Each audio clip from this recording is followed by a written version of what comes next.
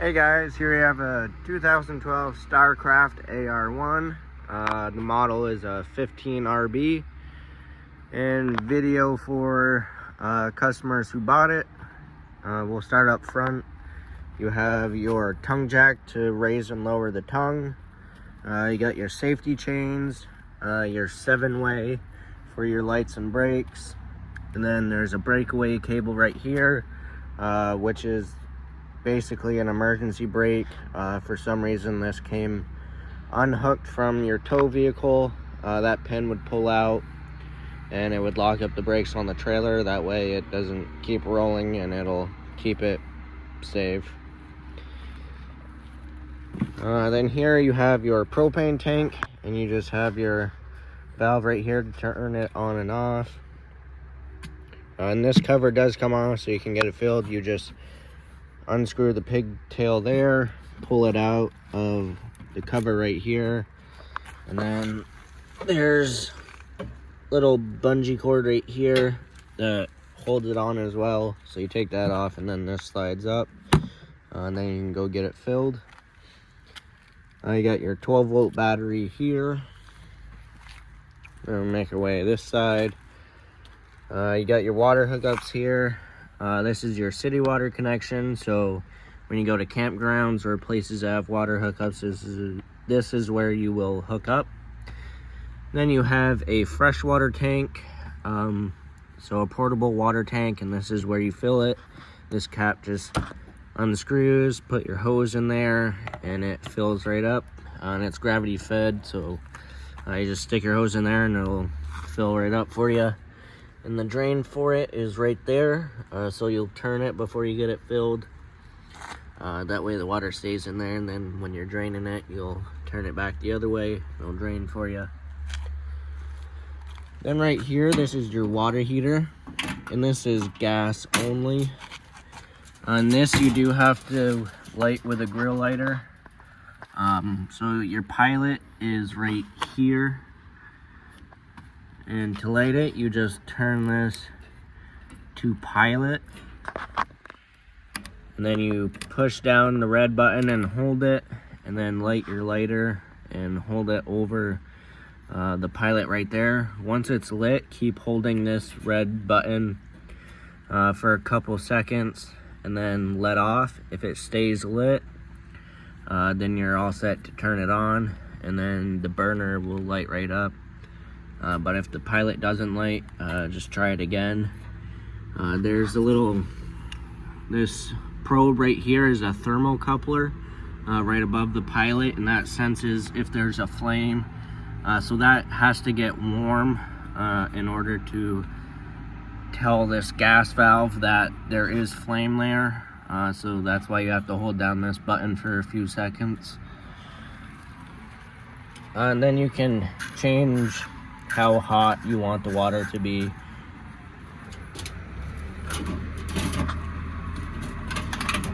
Right here you have your power cord, and this just pulls out, and then you can plug it in, and then when you're done, shove it back in.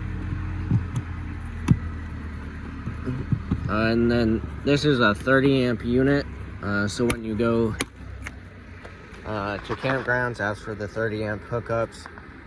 This does have a regular household outlet, so if you had to plug into a regular house outlet, it should be okay. You just have to be careful of what you're running, but most of the time I would recommend running off a 30-amp outlet just to be safe.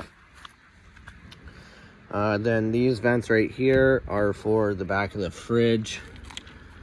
And this is a 3-way fridge, and all the controls are inside on the front of the fridge. But right here, this is the burn box for the pilot, and this little tab will move side to side. That way you can see if it's lit, if you want to run it on gas.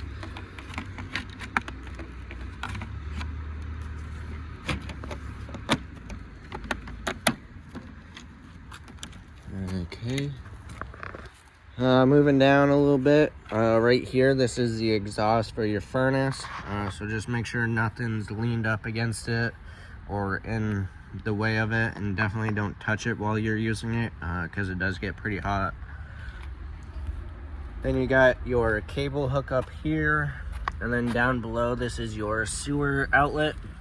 So on the left side it's a gray handle, so that's going to be your gray tank, and that's your sink and shower water. And then on the right is your black tank with the black handle, and that's your toilet water. I recommend pulling the black tank first. Once that's empty, you can close the valve and then drain the gray tank, and that'll just flush out your sewer hose. That way it doesn't leave a mess inside for you. And then back here you have your spare tire, and then your fold out bed right there.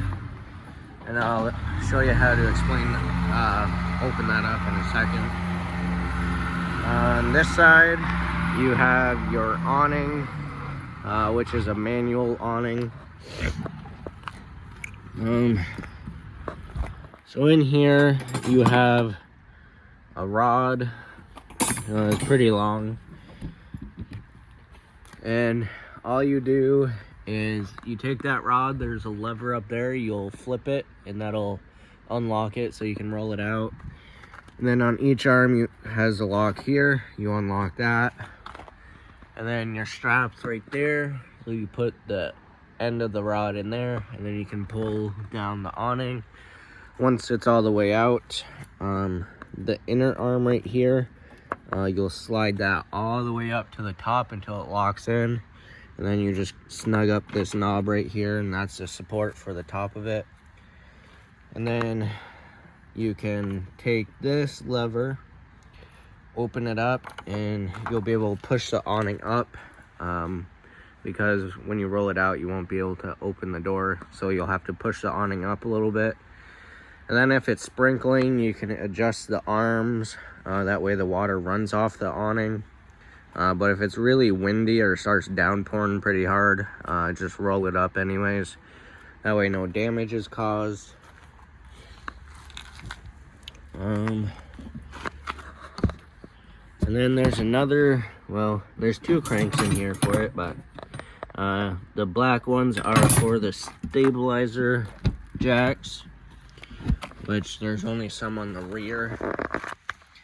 So right there, you'll get the unit leveled first and unhook, and then you'll crank those down until they hit the ground, or if you have blocks under them. Then once they're touching, you give it 1/2 to 3/4 of a turn just to put a little pressure on it. And the previous owner did have some jack stands in there, so you can put those up front to help with more stabilization. And all that does is basically just take the shake out of the unit while you're going in and out and walking around. Alright, you do have a couple outlets right there, and then you have an outside light. Now, for the rear bed, there are locks on it, so you can lock them. That way, if you're storing it, nobody can open this up. But all you do is just push that in, and then this arm swings down. Open that to the side, same there, and then you just grab a hold of it and pull it down. And it's on cables, so there's no bars to set up or anything. The cables will hold the bed up, that way it doesn't swing all the way down. And it's rated for like 2,000 pounds or something like that, so it's plenty strong enough so you have nothing to worry about. Right now we'll go inside.